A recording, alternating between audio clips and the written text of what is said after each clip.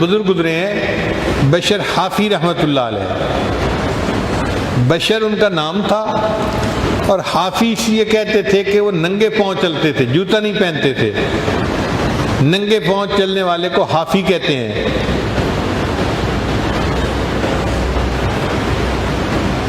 قرآن مجید میں بھی یہ لفظ ہے حافین من حول العرش، کہ فرشتے جو ہیں وہ ننگے پاؤں اللہ کے عرش کا طواف کرتے ہیں۔ یہ بشر حافی شرابی تھے، غفلت کی زندگی تھی۔ اللہ کی شان دیکھیں، ایک دن نیم بے ہوشی کی عالم میں چلے ہوئے جا رہے تھے کہ انہوں نے زمین کے اوپر ایک کاغذ پڑا ہوا دیکھا، اٹھا کے دیکھا تو اس کے اوپر اللہ کا نام لکھا ہوا تھا۔ تو عجیب لگا کہ میرے اللہ کا نام اور زمین پر پڑا ہوا ہے۔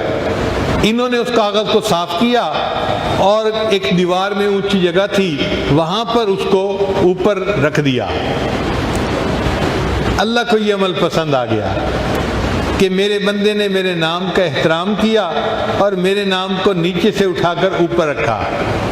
یہ گھر واپس آئے، نشے میں تھے، وقت کے ایک ولی کو اللہ نے الہام فرمایا جا کر بشر حافی کو بتا دو تم نے میرے نام کو فرش سے اٹھا کر دیوار تک جو ہے اونچا کر دیا، میں تمہارے نام کو فرش سے اٹھا کر عرش تک پہنچا دیتا۔ یہ خوشخبری ملی اور دل کی حالت بدل گئی۔ اسی وقت شراب سے توبہ کر لی اور نیکی کے راستے پر آ گئے۔ پھر اس کے بعد اولیاء کی زندگی گزاری۔ عجیب بات تھی کہ یہ جوتا نہیں پہنتے تھے۔ کسی نے پوچھا کہ حضرت آپ جوتا کیوں نہیں پہنتے؟ فرمانے لگے جب میں نے توبہ کی تھی تو جوتا نہیں پہنا ہوا تھا، پھر توبہ کرنے کے بعد میں نے قرآن مجید کی تلاوت کی تو اللہ نے قرآن مجید میں فرمایا وَالْأَرْضَ فَرَشْنَاهَا فَنِعْمَ الْمَاهِدُونَ، اللہ نے زمین کو ہمارے لیے فرش بنایا ہے۔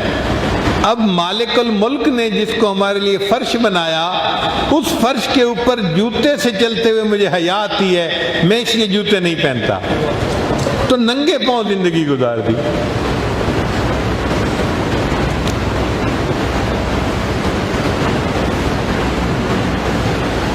اس شہر میں ایک آدمی تھا جس کے پاس گدھا گاڑی تھی۔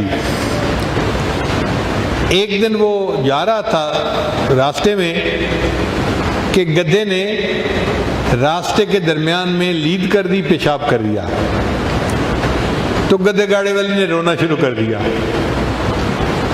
لوگوں نے پوچھا بھائی رو کیوں رہے ہو؟ کہنے لگا مجھے لگتا ہے بشر حافی فوت ہو گئے۔ اور جب پتہ کیا تو واقعی بشر حافی فوت ہو گئے تھے۔ لوگوں نے پوچھا کہ تمہیں کیسے پتہ چلا؟ اس نے کہا کہ میرا گدھا راستے میں چلتا تھا، جب پیشاب کی ضرورت ہوتی تھی یہ راستے کے درمیان میں نہیں کرتا تھا، یہ سڑک کے یا راستے کے کنارے پہ ہو کے کرتا تھا۔ میں حیران ہوتا تھا کہ اس گدھے کی عادت کیوں ایسے بن گئی۔ تو میرے ذہن میں خیال آیا اللہ کا ایک بندہ ننگے پاؤں راستے میں چلتا ہے، اللہ اس کو پسند نہیں کرتے، جانور راستے میں گندگی پھیلائیں، اللہ نے جانوروں کے دل میں ڈال دی تم راستے کے کنارے پہ گندگی کیا کرو، میرے بندے کے پاؤں گندگی میں ملوث نہ ہو جائیں۔ آج چونکہ گدھے نے راستے کے درمیان میں گندگی پھیلا دی تو میں سمجھ گیا وہ جو ننگے پاؤں چلنے والا تھا آج وہ دنیا سے رخصت ہو گیا ہے۔